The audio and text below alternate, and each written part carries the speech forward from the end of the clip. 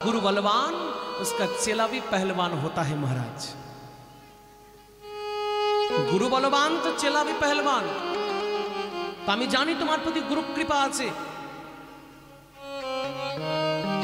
ताई शौनक ऋषि बोले उठलेन, चिंतामणि लोक सुखम शरद्र सर्ग संपदम प्रजच्छत गुरु प्रीति वैकुंठम जगी दुर्लभम। चिंतामणि लोक सुखम सुरद्रु षड्ग संप्रदान प्रजच्छत गुरु प्रीति वैकुंठम जगी दुर्लभम।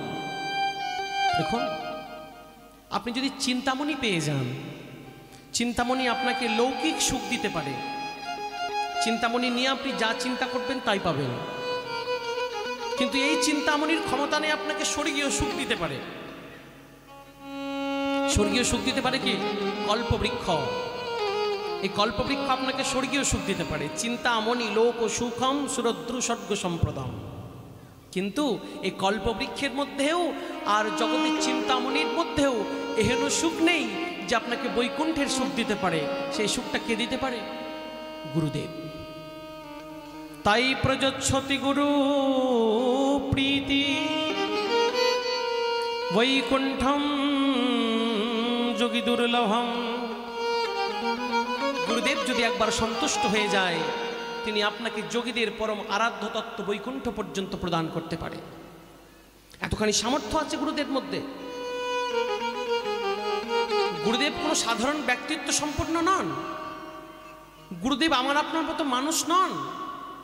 গুরুদেব কে বলুন? গুরুদেব ভগবান। দেবকী পরমানন্দ কৃষ্ণ বন্দে জগৎগুরু। গুরুদেব হলেন সাক্ষাৎ ভগবান। অজ্ঞানম তিমিরম ধস্য জ্ঞানাম যেন শলাকয়া চক্ষুরুন্মিলিতম যেন তস্मै শ্রী গুরবে নমঃ। গুরুদেব সাক্ষাৎ ভগবান, যার ওপর সম্পূর্ণ কৃপা রয়েছে। তিনি জানেন যে ভগবত কৃপা কেমন করে পাওয়া যায়, খুব সহজে, খুব অনায়াসে। মন দিয়ে শুনুন, কৃষ্ণ রুষ্ট হইলে গুরু রাখিবারে পারে, গুরু রুষ্ট হইলে কৃষ্ণ রাখিবারে নারে। গুরুদেব যদি আপনার প্রতি কদাপি অসন্তুষ্ট হয়ে যান, কৃষ্ণ রক্ষা করতে পারেন না। কিন্তু গোবিন্দ যদি রুষ্ট হন, গুরুদেব রক্ষা করতে পারে। সে সামর্থ্য গুরুদেবের মধ্যে রয়েছে। এক বালক ছিল যার নাম উপমন্যু। মন দিয়ে শুনুন, কি নাম? উপমন্যু। সে উপমন্যু বালক একদিন গুরুগৃহে অধ্যয়ন করতে এলেন। তৎকালীন সময় নিয়ম ছিল গুরুগৃহে বালকদের অধ্যয়ন করা, গুরুকুলে পড়াশোনা করা। তো পড়াশোনা করার আগে গুরুদেব চরণে আশ্রয় গ্রহণ করে গুরুদেব প্রথমে তাকে সেবা দিত। তুমি এই সেবাটি করো, যদি আমি যোগ্য মনে করি তবে তোমাকে শিক্ষা দেব। তো উপমন্যুকে বললেন, শোনো উপমন্যু, তোমার সেবা হচ্ছে আমার গোশালার মধ্যে যত গাভী আছে গাভী চারণ করতে। আচ্ছা গুরুদেব, ঠিক আছে। গোশালায় যত গাভী আছে সমস্ত গাভী নিয়ে উপমন্যু গোচারণ করতে যায় গোষ্ঠে। সঙ্গে গুরুমা তাকে খাদ্য দ্রব্যাদি দেয়।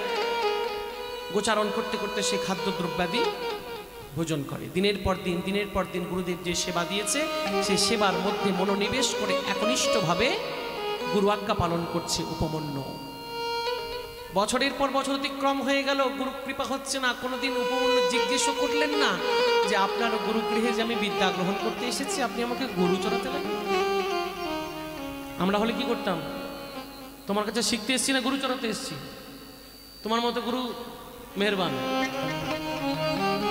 উপমন্যু একবার প্রশ্ন করলেন না। দিনের পর দিন বছরের পর বছর কেটে গেল। গুরুদেব শিষ্য উপমন্যুকে পরীক্ষা করার জন্য একদিন আশ্রম থেকে খাদ্য পাঠানো বন্ধ করে দিলেন। যে খাদ্য নিয়ে, যে প্রসাদ নিয়ে গোষ্ঠে যায়, গোচারণ করতে যায়, সে খাবারও একদিন যাওয়া বন্ধ হয়ে। মাসের পর মাস চলে গেল, তবু উপমন্যু গুরুদেবের কাছে এলেন না অভিযোগ নিয়ে। বাকি শিষ্যদের কাছে খবর নিলেন, উপমন্যু খবর কি রে চলছে? প্রতিদিন গোষ্ঠে যায়, আবার গোষ্ঠে থেকে গোয়াল ঘরে গাভী নিয়ে আসে, আবার সকালবেলায় যায়। একদিন গুরুদেব উপমন্যুকে ডাকলেন, উপমন্যু। হ্যাঁ গুরুদেব। এদিকে এসো। বলুন গুরুদেব, এই যে 1 মাস থেকে তোমার কাছে খাদ্যদ্রব্যাদি আমি পাঠাই না, তুমি কি করে দিনাতিপাত করছো, কালাতিপাত করছো?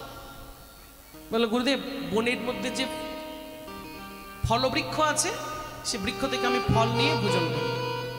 গুরুদেব বলেন, এ তো খুব অপরাধের কথা, এ তো অত্যন্ত অপরাধ।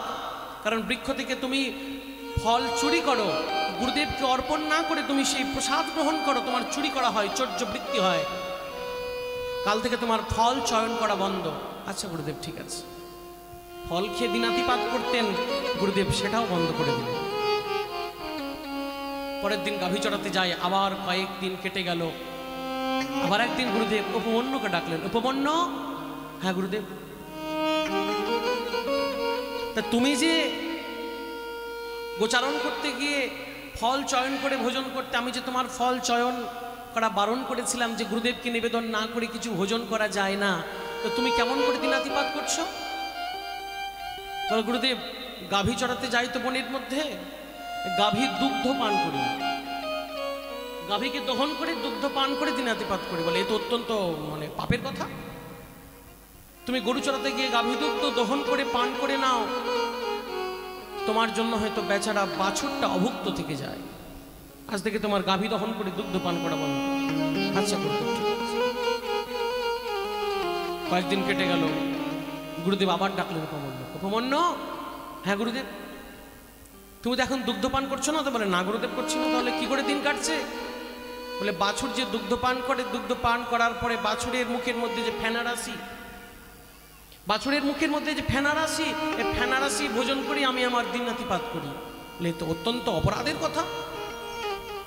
বাছুর দুগ্ধ পান করে মুখ থেকে বেশি বেশি ফেনারাশি বের করে, হয়তো তোমার পেট ভরানোর জন্য, তাতে বেচারা বাছুরটার পেট খালি থেকে যায়। খবরদার এরকম অপরাধ কার্য করবে না। আচ্ছা গুরুদেব, ঠিক আছে। পরীক্ষার পর পরীক্ষা, পরীক্ষার পর পরীক্ষা গুরুদেব করছেন শিষ্যকে। একদিন মাস খানেক কেটে গেল, উপমন্যুর আর দেখা পাচ্ছেন না গুরুদেব। বাকি শিষ্যদের জিজ্ঞেস করছে, কিরে উপমন্যুকে কেউ দেখেছিস? বলে, না গুরুদেব, দেখতে পাইনি। বলে, ভালোই হয়েছে। গুরুমা গুরুদেবকে এসে বলছে, তোমার ওই শিষ্য কি আর তোমার কাছে পড়ে থাকতে এসেছে? এতদিন বাচ্চাটাকে কম শাস্তি দিয়েছো, তার খাওয়া দাওয়া বন্ধ করেছো, দুগ্ধ পান বন্ধ করেছো, গাছ থেকে ফল ভোজন করতো সেটাও বন্ধ করেছো, কেমন করে তোমার কাছে থাকবে? ভালো হয়েছে উপমন্যুকে পাওয়া যাচ্ছে না। কয়েকদিন কেটে গেল, উপমন্যুর জন্য গুরুদেবের প্রাণটা বড় কেঁদে উঠল। নিজে গুটি গুটি পায়ে গোষ্ঠী চলে গেলেন, আর গোষ্ঠী গিয়ে দেখলেন গাভীগণ ঠিক বাঁধা আছে। গাভীগণ ঠিক এক জায়গায় চড়ছে, বৎস নিয়ে চড়ছে গাভীগণ। গুরুদেব ডাকলেন, উপমন্য, উপমন্য। দূর থেকে আওয়াজ আসছে, গুরুদেব আমি এখানে আছি। কিন্তু উপমন্যুকে গুরুদেব দেখতে পাচ্ছেন না। বহুক্ষণ খোঁজাখুঁজির পরে দেখলেন একটা অন্ধ কুয়োর মধ্যে পড়ে আছে উপমন্য। কুয়োর নিকটে গিয়ে গুরুদেব জিজ্ঞেস করলেন, উপমন্য, তুই কুয়োর মধ্যে নিপতিত হলি কেমন করে? বলে, গুরুদেব, আমার তো সব সেবা বন্ধ হয়ে গিয়েছে, তাই একটা গাছ, একটা বিশেষ প্রকারের কাঁটা ফল ছিল, সে কাঁটা ফলের ফুলটা ছিঁড়ে তার মধ্যে একটা দুধ পাওয়া যেত, সেই দুধটা ভোজন করতাম প্রতিদিন। দেখবেন ঝোপঝাড়ের মধ্যে একটা কাঁটা ফল পাওয়া যায়, তার মধ্যে একটা হলুদ হলুদ ফুল হয়, সে ফুলটা ভাঙলে একটা দুগ্ধ জাতীয় দ্রব্যাদি, সাদা সাদা দ্রব্যাদি ভেসে আসে। গুরুদেব, আমি সেই ফুলটা ছিঁড়ে সেখানে দুগ্ধ জাতীয় বস্তুগুলি 2-3 দিন ভোজন করার ফলে আমার দৃষ্টি শক্তি চলে গিয়েছে। গুরুদেব, আমি অন্ধ হয়ে গেছি, আর অন্ধ হয়ে হাঁটতে হাঁটতে অন্ধ কুয়োর মধ্যে পড়ে গেছি। গুরুদেবের প্রাণটা বড় কি। উপমন্যু, আর কত পরীক্ষা দিবি তুই? কত পরীক্ষা দিবি উপমন্যু? আমি তোকে পরীক্ষার পর জর্জরিত করেছি, কোনোদিন তুই আমাকে একটা প্রশ্নও করিসনি যে গুরুদেব চিন্তা করিস না। গুরুদেব সঙ্গে সঙ্গে ডাকলেন, গুরুদেব সঙ্গে সঙ্গে ডাকলেন দেবতাদের যিনি বৈদ্য, তার নাম হচ্ছে অশ্বিনী কুমার দয়। দেবতাদের বৈদ্যের নাম অশ্বিনী কুমার দয়। অশ্বিনী কুমার দয় বৈদ্যকে ডেকে বললেন, তোমরা আমার উপমন্যুকে একটু সারিয়ে দিতে পারো? অশ্বিনী কুমারদ্বয় নেমে এসে হাতে বিশেষ দ্রব্যাদি দুগ্ধ দ্রব্যাদি নিয়ে এসে উপমন্যুকে বললেন, উপমন্যু এই নাও, এই বিশেষ দ্রব্যাদি আমি তোমাকে নিয়ে এসেছি নিবেদন করার জন্য, এটা তুমি পান করে নাও। এটা একটা বিশেষ ঔষধি, এই ঔষধিটি পান করলে তোমার ক্ষুধা তৃষ্ণা নির্বাপিত হবে এবং তোমার দৃষ্টিশক্তি তুমি ফিরে পাবে, দৃষ্টিশক্তিও ফিরে আসবে, ক্ষুধা তৃষ্ণা নির্বাপিত হবে। উপমন্যু বললেন, আমি ভোজন করতে পারবো না, আমি পান করতে পারবো না, গুরুদেব যতক্ষণ না আমায় আদেশ করবে, যতক্ষণ না গুরুদেব আমায় আদেশ করবে আমি এই বস্তুটি পান করতে পারবো না। সাক্ষাৎ অশ্বিনী কুমারদ্বয় অবাক হয়ে গেলেন গুরু ভক্তির পরাকাষ্ঠা দেখে। গুরুদেব বললেন, মাতা পিতাকে ছেড়ে আমার কাছে ভোজন করতে এসেছিস, আমি তো তোর মাতা পিতা। উপমন্যু, আমি তোকে আদেশ করলাম তুই এই বিশেষ পথ্য ভোজন কর। অশ্বিনী কুমারদ্বয়ের কাছ থেকে যে বিশেষ পথ্য গুরু আজ্ঞা গুরু আদেশ পেয়ে ভোজন করলেন, সঙ্গে সঙ্গে তার দৃষ্টিশক্তি ফিরে গেল এবং গুরু কৃপায় গুরুদেবের চরণে প্রণাম করলেন। গুরুদেব বললেন, বোকা শোন, আমি তোকে আশীর্বাদ করলাম, আমি তোকে আশীর্বাদ করলাম, শাস্ত্র জ্ঞান বিদ্যা স্বরদর্শন চারিবেদ তোকে অধ্যয়ন করার কোনো প্রয়োজন নেই। আমার এতদিনের যা সামর্থ্য হয়েছে, আমার এতদিনের যা ভজন, আমার এতদিনের যা বিদ্যা আমি তোকে প্রদান করলাম। গুরুদেবের এতদিনের সাধন এতদিনের ভজন এক মুহূর্তে উপমন্যুকে গুরুদেব প্রদান করে দিলেন। উপমন্যুকে কষ্ট করে আর পড়তে হলো না। তা দেখুন গুরু কৃপায় কি না হয়। চিন্তামণিল সুখং সুরদ্র স্বর্গ সম্পদম প্রযচ্ছত গুরুপ্রীতি বৈকুণ্ঠম যোগী দুর্লভম